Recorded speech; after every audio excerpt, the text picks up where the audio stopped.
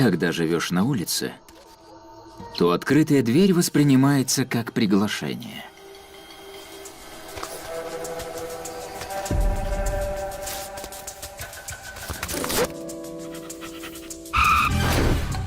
Да, это я.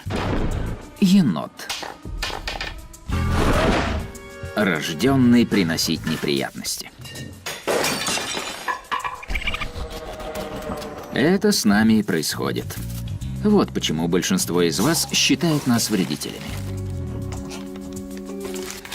Огромная мохнатая крыса роется в ваших вещах. Но все не так просто.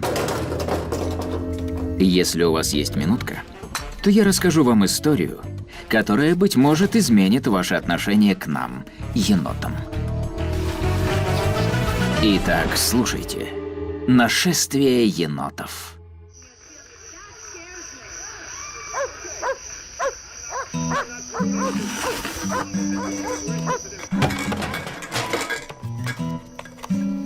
Прежде всего, давайте уясним раз и навсегда. Я не грызун. Вообще-то, я отношусь к семейству енотовых. Приятно познакомиться. Мы являемся отдаленными родственниками медведей, а это гораздо круче крыс. Да, я могу быть занозой, сами знаете где. Но мы бы не выжили на протяжении миллионов лет, будучи простачками.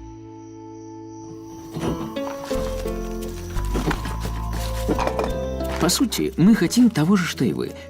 Жить, любить и быть счастливыми. И для нас последнее зависит от еды. Все мы гонимся за американской мечтой.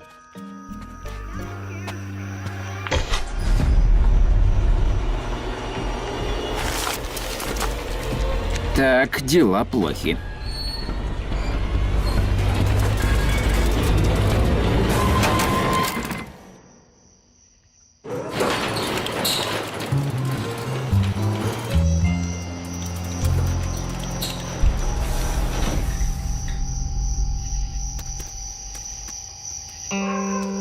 Как и большинство историй, моя начинается с дамы.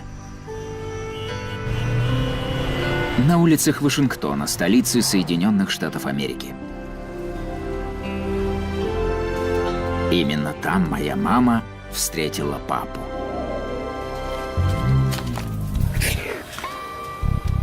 Я не хочу вдаваться в подробности, скажем просто. Пиф-паф, и через 9 недель я появился на свет.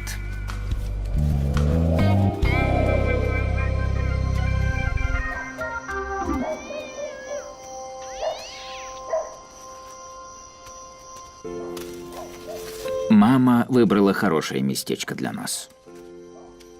Мы родились прямо в этой трубе.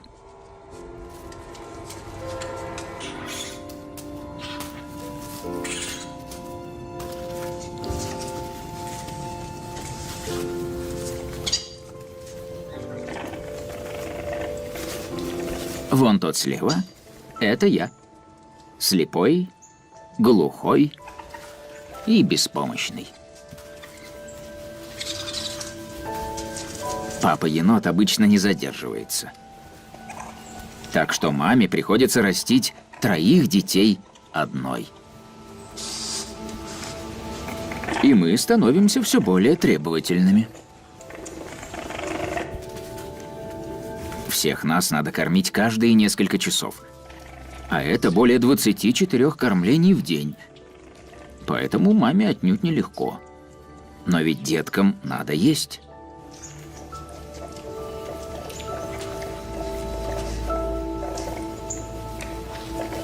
Для поддержания сил мама тоже должна питаться. Много.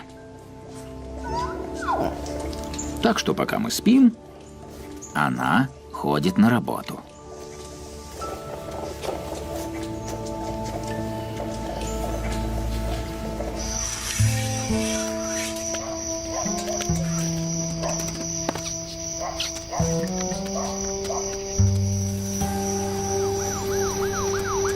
Мама начинает ночной обход, обследуя почти километр самых темных закоулков города.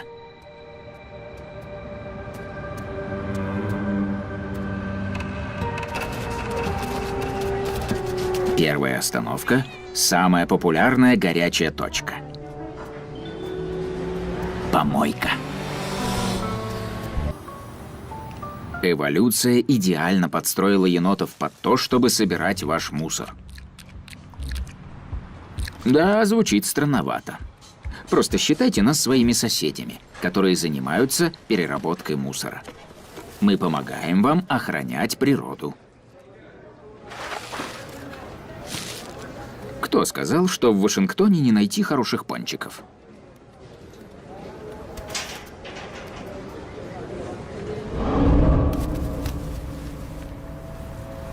Мама потихоньку закругляется. Пора отправляться в дорогу.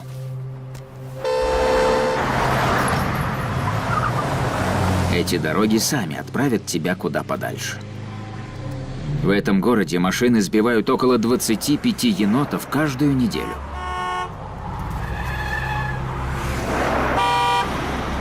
Если мать погибнет, то ее дети умрут от голода.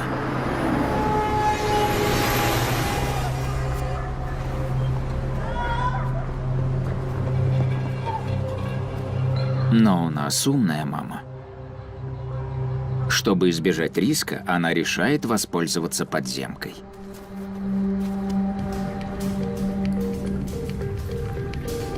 Под городом есть обширная система тоннелей. Идеальный маршрут.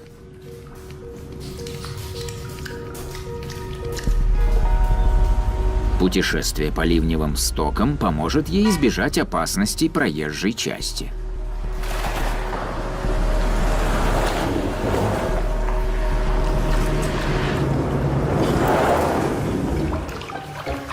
К тому же у передвижения под землей есть и другие плюсы. Здесь можно найти разные вкусности. Лапы енота в воде еще более чувствительны. Именно поэтому часто можно заметить, как мы полощем еду. Она может найти кусочек съестного в куче экскрементов. А здесь внизу важно знать разницу.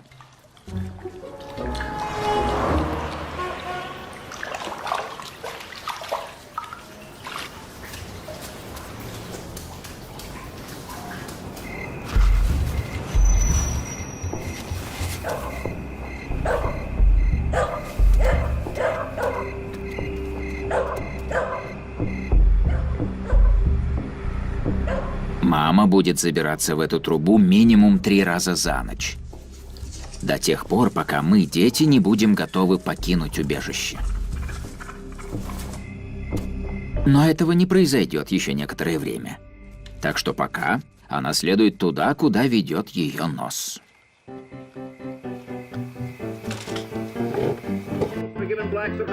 Практически все поглощаемые ею калории пойдут на молоко для ее детей.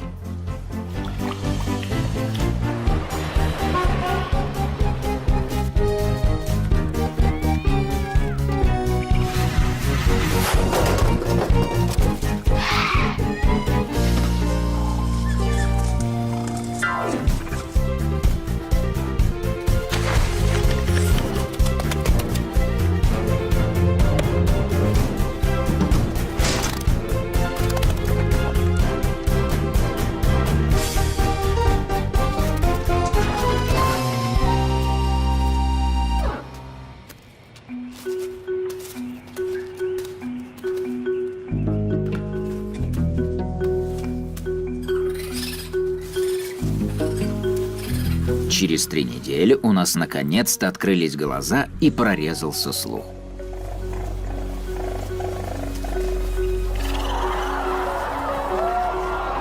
И только через 8 недель мы стали походить на енотов, какими вы их знаете и любите.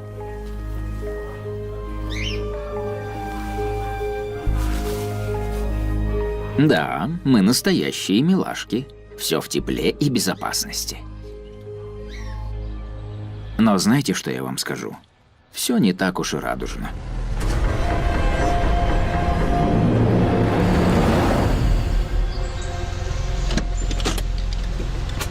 Это настоящий кошмар для каждой мамы енота. Наша жизнь вот-вот изменится. Навсегда.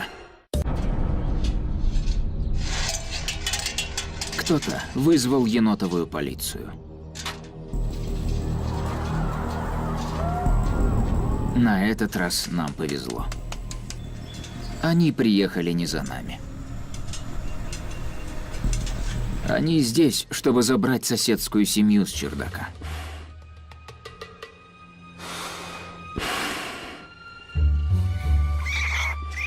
Беспомощных детенышей выдает плач.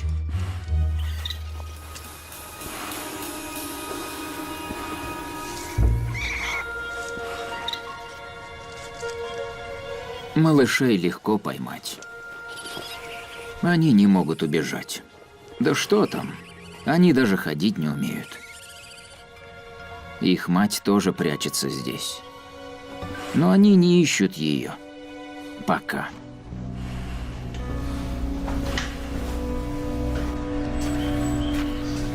Выселение неизбежно. Но, к счастью, это не батальон смерти службы по отлову бездомных животных. Это хорошие ребята из общества охраны дикой природы. Они известны тем, что сохраняют семьи енотов вместе. Детенышей поместили в так называемый семейный ящик. Но чтобы достать их маму, понадобится совсем другой подход. Вентиляционное отверстие, через которое она пробиралась на чердак, теперь закрыто односторонней дверью. И малышей будут использовать как приманку. Их поместят прямо у этой двери.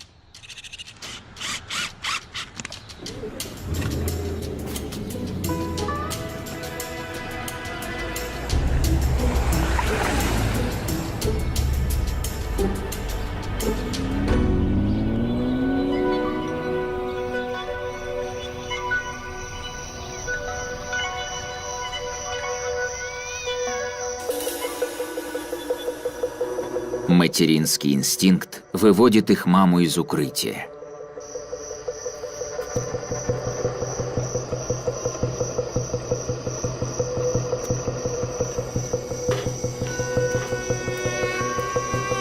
Ей требуется некоторое время. Все-таки не каждый день увидишь своих детей в коробке, прибитой к крыше.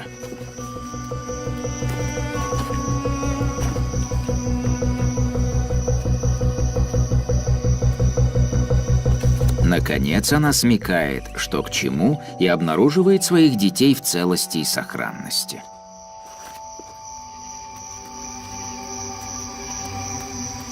Но пути назад нет. Одного за другим она перетаскивает их в новый дом.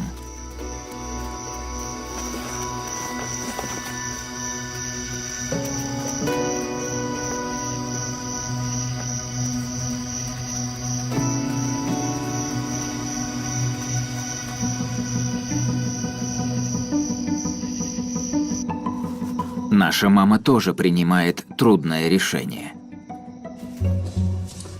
Любое беспокойство – достаточный повод для переезда. Совершенно ясно, что нашей семье тоже надо уходить отсюда. Готовы мы или нет, нам придется встретиться с суровой реальностью, и очень скоро.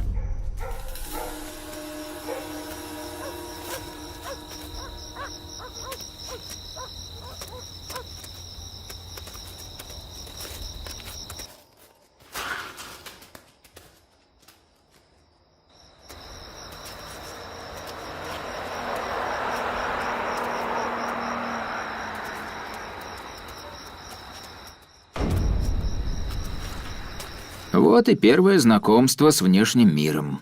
Нам предстоит преодолеть высоту в 12 метров, а земля твердая и холодная. То же самое, если бы вы забрались на 9-этажный дом. Мы уже слишком велики, чтобы мать несла нас, поэтому придется спускаться самим. Я следую за мамой вниз по дереву. Головой вперед. Представьте, как у вас будет кружиться голова, если вы попробуете такое.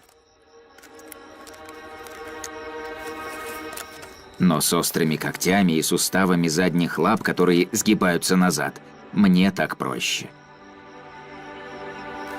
Вообще-то мы одни из немногих млекопитающих, которые вообще могут это сделать.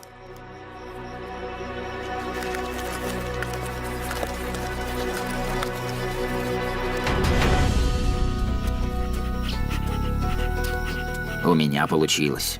Я цел и невредим. Мой брат и сестра пошли по другому пути.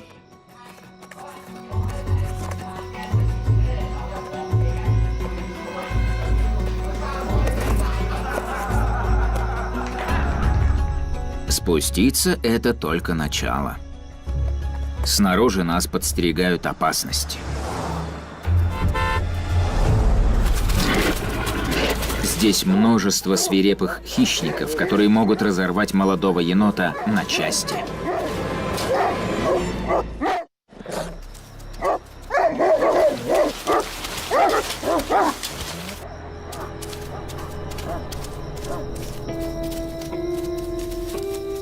Мама блестяще спланировала нашу эвакуацию.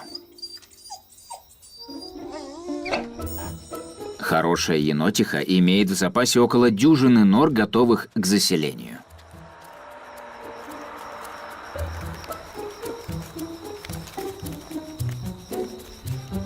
Некоторым из нас требуется больше помощи, чем другим.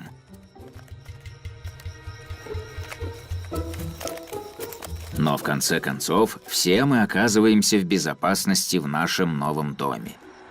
Это дупло в недавно спиленном дереве. Здесь не так просторно, как в нашем предыдущем жилище, но, по крайней мере, мы не делим его с людьми. Уложить малышей спать – целая проблема.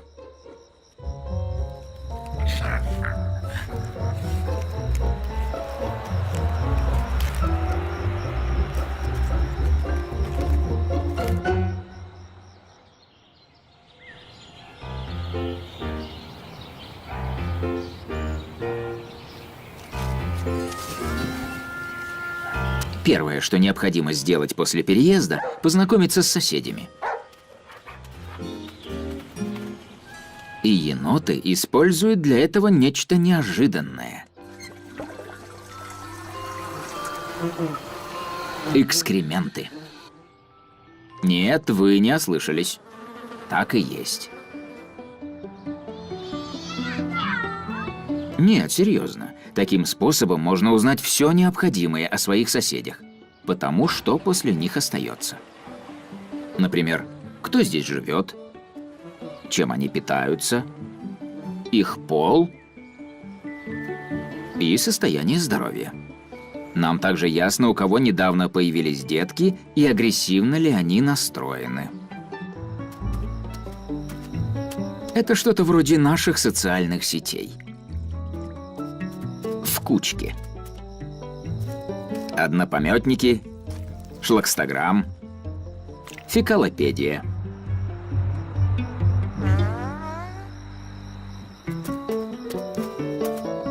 Каждый из нас от мала до велика ежедневно обновляет статус прямо у вас на крыше.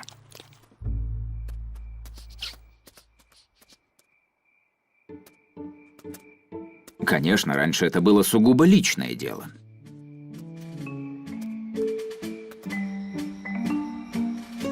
Около 10 прабабушек назад, когда вы еще не понатыкали везде всяких этих ваших камер. Теперь, кажется, все, что мы делаем, снимается на камеру.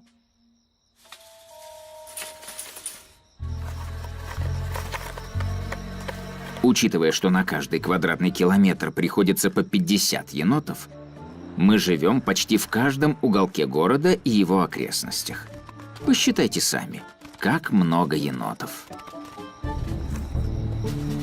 Несмотря на такое немалое количество, мы не очень-то общительны. Но время от времени нам приходится терпеть друг друга, нравится нам это или нет. Просто осталось не так уж много мест, где мы можем держаться подальше от неприятностей.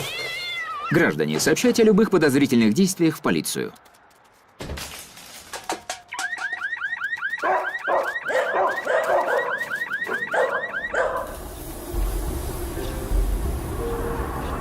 Летом в городе быстро становится жарко. Мама всю весну крутилась, как белка в колесе. Она очень устала. Так что пришло время нам научиться заботиться о себе самим. Сегодня мы покидаем дом навсегда.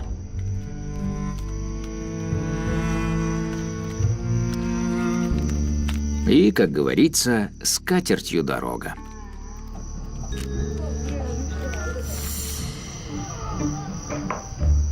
Здесь становится тесновато. Мама ждет, пока все уляжется.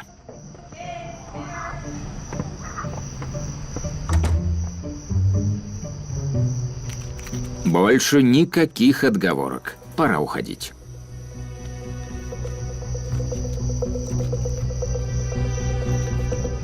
Теперь, когда нам уже по 3 месяца, спуститься должно быть расплюнуть.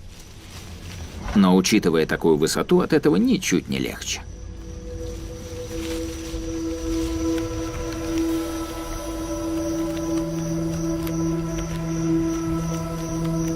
Сначала мама, мы следом.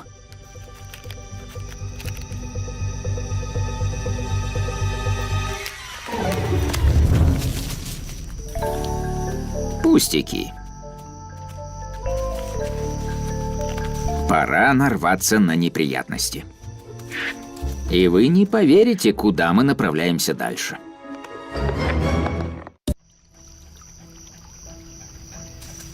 Главная задача мамы – научить нас основам выживания. Урок 1. Всегда находите воду. Необходимо много пить.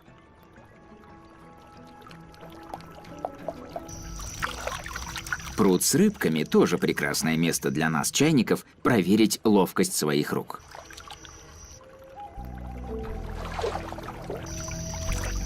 Потренируемся ловить рыбу позже.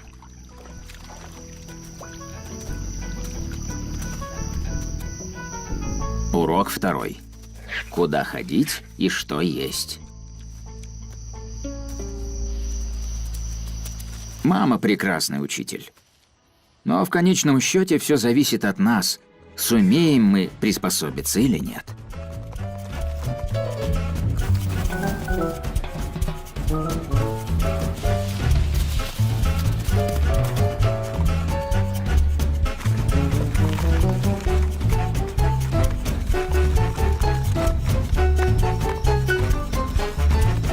Это может показаться полным балаганом, но именно так мы учимся выживать. И не верьте всем этим дурацким слухам о нас. То, что мы на улице средь бела дня, еще не значит, что мы бешеные. Да, живя на улице, еноты иногда могут подхватить бешенство. Но также могут и скунсы или летучие мыши. Гораздо больше вероятности, что вы заразитесь от собаки или кошки, чем от меня. Так что расслабьтесь. Обычно мы на улице только потому, что проголодались. А у вас, ребята, еда повсюду.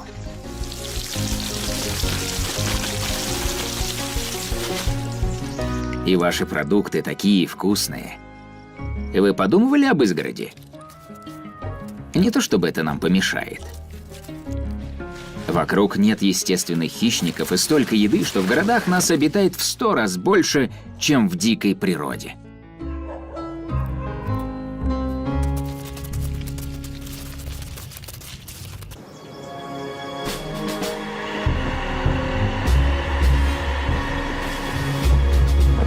Но самое лучшее летом – это вы. Я вам так скажу. Вы, ребята, умеете веселиться.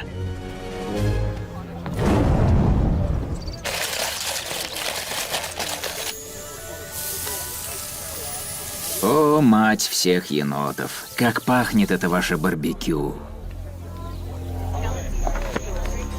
Это вам не овощи красть. Тут совсем другое дело. Здесь потребуется смекалка.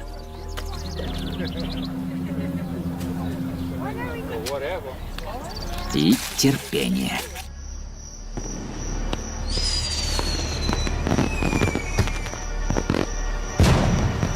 Главное – улучшить момент. Мы бы смогли обойтись и без этого шума. Но как раз он обеспечивает отвлечение внимания.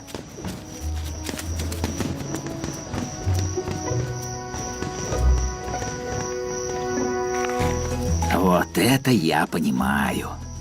Вы только посмотрите на все это. Овощи оставим на потом. Сначала десерт. Мы вовсе не разборчивы в еде. Именно поэтому мы так любим ваш мир. На вашем застолье калорий почти на целый месяц.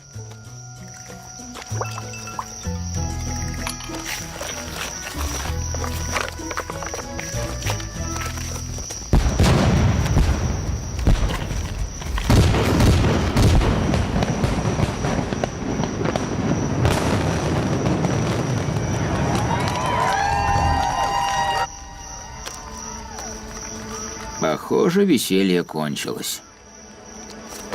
Всем спасибо, все свободны. И да благословит Бог Америку.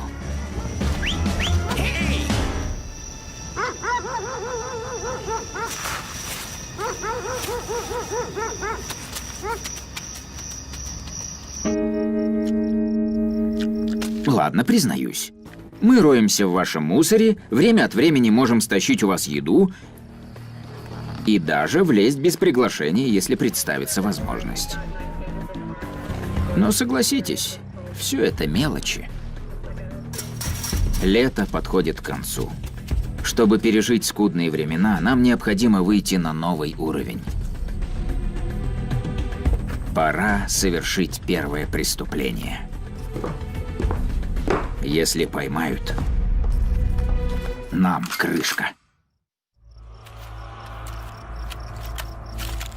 Наша мама первоклассный вор. Лучшая в этой профессии. И в этот раз пора отчаливать. Для мамы это долгожданный отдых. Долгое жаркое лето подходит к концу, а это значит, что мы уже не дети.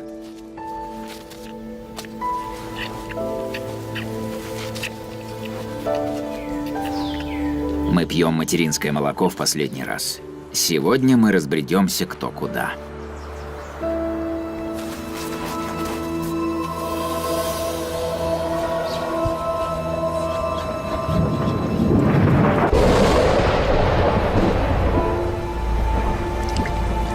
С этого момента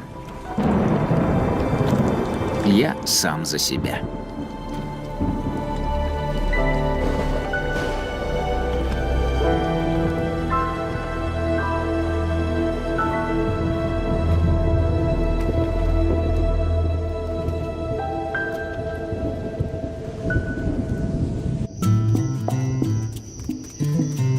Я подался на запад. Ну, всего на 2 квартала. Но тем не менее. И что теперь? Правильно. Мама учила меня много пить.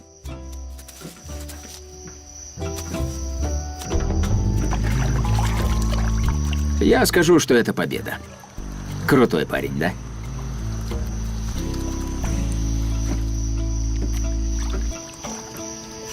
Но мне надо быть серьезнее. Осень не за горами. А за ней и зима. Чтобы пережить зиму, мне надо прибавить 30% в весе. Пора увеличиться в размерах.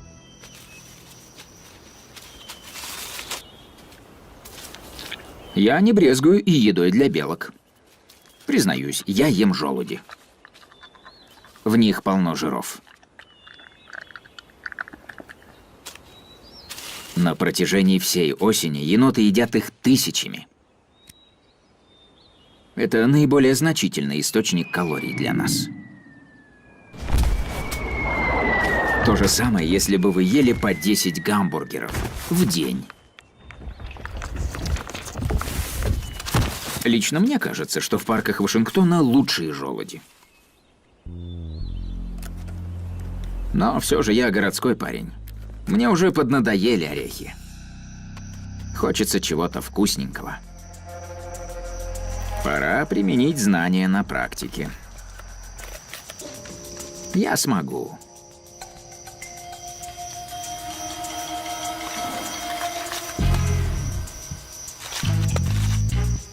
Что может пойти не так?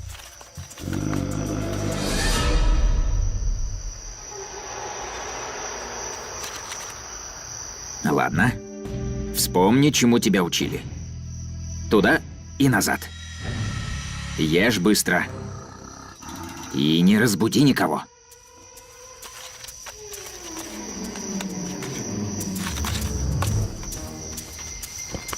Соберись.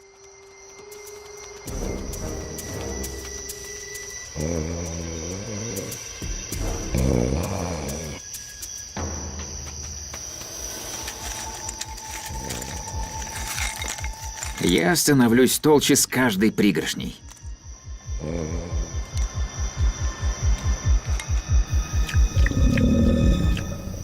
Так. Мы попались. Пора делать ноги.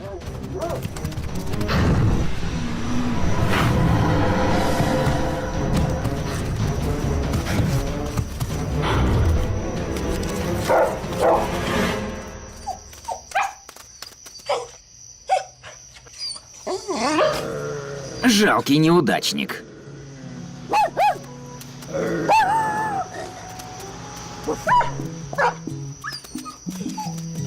Собачья еда для первого раза очень даже неплохо.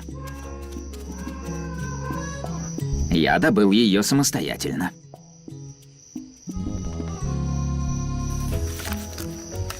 Что касается моих брата и сестры, то они отправились вдвоем. Бывает, что молодые еноты какое-то время не разлучаются. Особенно, если это первый шаг во взрослую жизнь. Они пока еще не знают об этом, но очень скоро им предстоит усвоить страшный урок. Сюда надвигается нечто ужасное.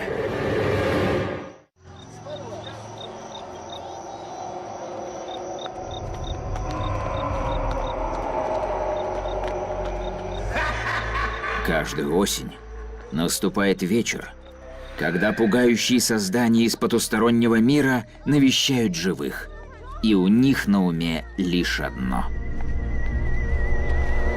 Сласти или напасти? Конфеты. О, Хэллоуин. Вы думали, на День независимости было весело?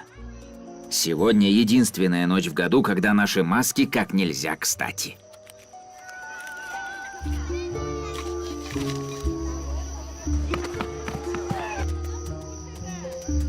Это даже как-то слишком просто. Пожалуйста, угощайтесь.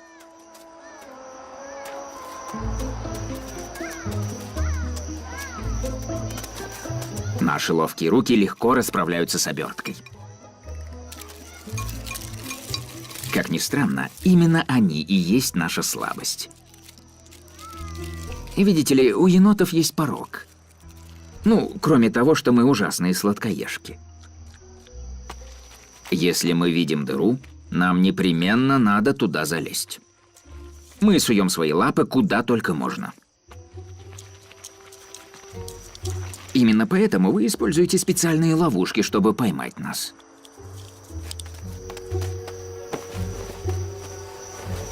это ваша мода на шубы из меха енота. Все на пасти и никакой сласти.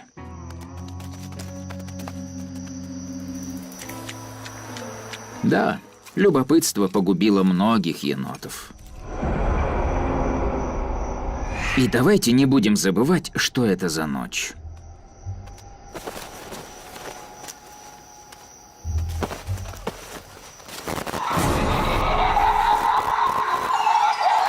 Все-таки лучше струсить, чем попасться.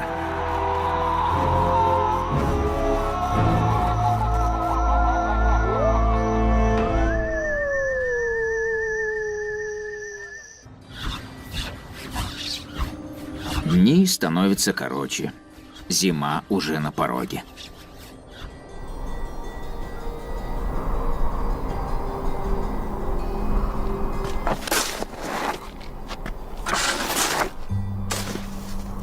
Но я готов. Я запасся на зиму и нарастил жирок на боках. Эй, дамочки, смотрите, какой я упитанный.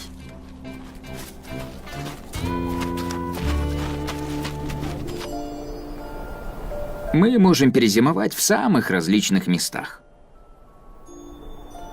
Мы непривередливые. Было бы тепло. И спокойно. Ваши чердаки, к примеру, подходят идеально. В это время года я вновь встречусь со своей семьей, чтобы переждать зимние холода. Вот это воссоединение. Мы не то чтобы впадаем в спячку. Это скорее трехмесячная дремота.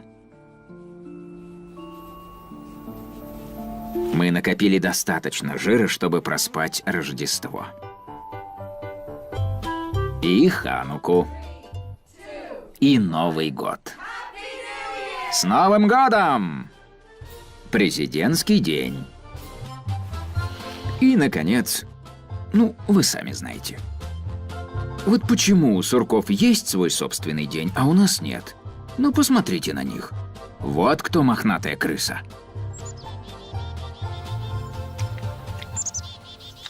Когда проходит самая холодная часть зимы, мы начинаем просыпаться.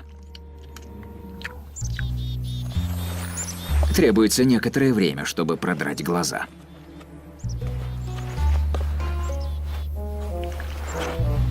Но нельзя же всю жизнь спать. Во-первых, я голоден. Во-вторых, мне пора идти. Вы понимаете.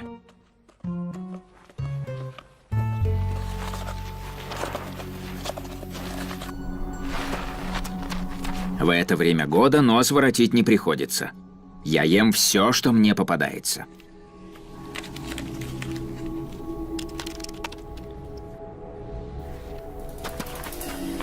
Но в конце зимы появляется другой голод, который требует утоления. Любовь.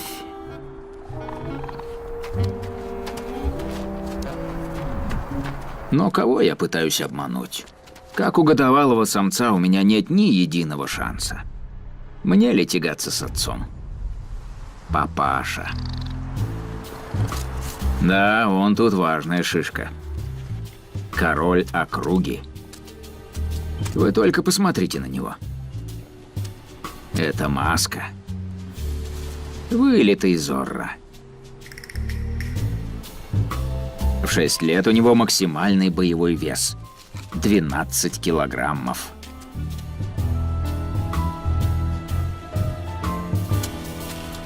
И он само очарование. Но самое удивительное, то, что вы вообще видите это. Секс диких енотов – редкое зрелище. Даже для специалистов.